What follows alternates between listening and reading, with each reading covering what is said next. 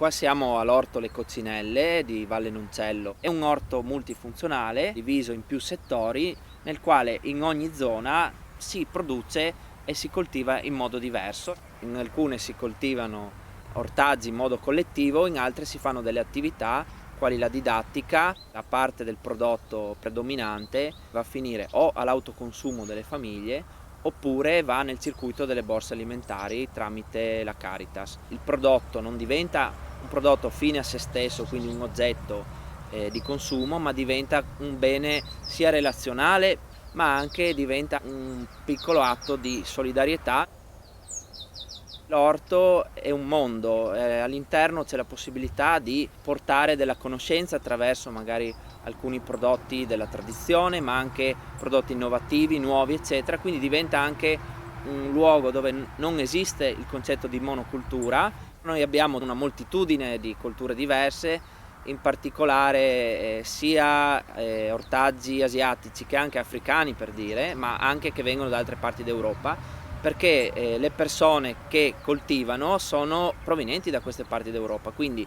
hanno contribuito ognuno portando un po' della loro conoscenza, un po' del loro animo all'impresa collettiva. L'orto da un lato diventa un'occasione per riprendere alcune tecniche e modi tradizionali, dall'altra diventa un'occasione per portare delle nuove tecniche. In particolare la nuova tecnica che utilizziamo è quella dell'agricoltura biologica, che affianca sia prodotti professionali ma anche tecniche che utilizzavano magari i nostri nonni, come ad esempio il sovescio, che vuol dire interrare delle leguminose, per esempio, ed è un modo per arricchire il terreno esattamente come facevano 50-100 anni fa, che adesso è stato in qualche modo perso. Le nuove tecniche, ne cito una, per esempio noi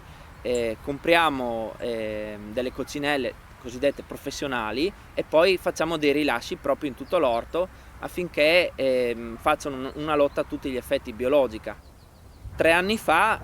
qua c'era un prato abbandonato con poche specie, noi l'abbiamo fatto diventare invece un luogo ricco in cui, se da una parte vengono mantenute le bordure con le specie originali, dall'altra parte abbiamo ampliato il numero delle specie, in questo caso orticole, ma non solo orticole, che hanno moltiplicato questa varietà. Abbiamo valorizzato un'area, una piccola area di Pordenone, prodotti con concimi chimici di sintesi e i pesticidi di sintesi qua non entrano, il che significa, uno, che la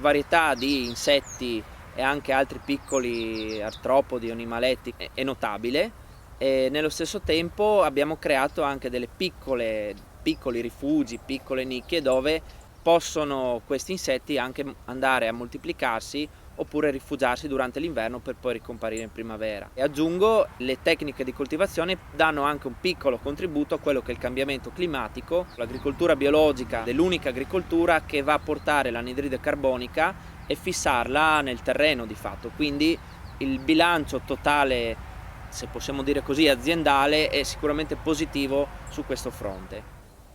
In 2 anni abbiamo portato qua qualcosa come 400 persone, quindi dal punto di vista dell'impatto, comunque delle conoscenze che siamo riusciti a trasmettere, del messaggio che sta dietro, io credo che, come dire, a tutti gli effetti ci sia stato un impatto. La quantità di ortaggi, oltre 3 tonnellate in 2 anni, che abbiamo donato tramite le borse alimentari alle persone bisognose. Inoltre noi qua ospitiamo annualmente scolaresche, abbiamo ospitato anche